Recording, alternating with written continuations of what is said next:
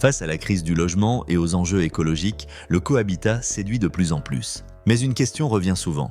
Quand une maison est transformée en plusieurs logements distincts, faut-il la diviser officiellement en plusieurs lots? Une réponse ministérielle publiée le 9 septembre 2025 apporte une clarification importante. Non.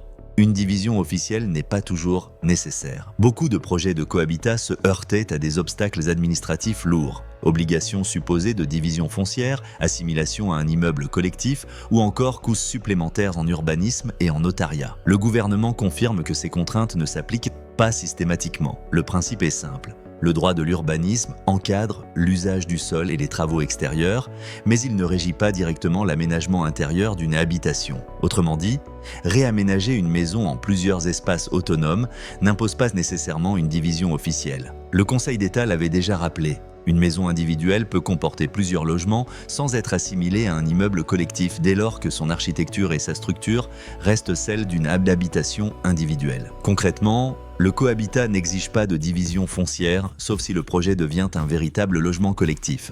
Une maison peut être réaménagée en plusieurs espaces de vie autonomes sans changer de statut juridique. Et la loi ALUR a d'ailleurs reconnu l'habitat participatif, offrant un cadre légal souple et sécurisé pour ces formes d'habitation partagée. En résumé, la maison partagée peut rester une maison unique. La division en plusieurs lots n'est pas une obligation, mais une option selon la nature du projet. Cette clarification facilite le développement du cohabitat. Un mode d'habitat plus solidaire, écologique et accessible, est désormais mieux compris juridiquement.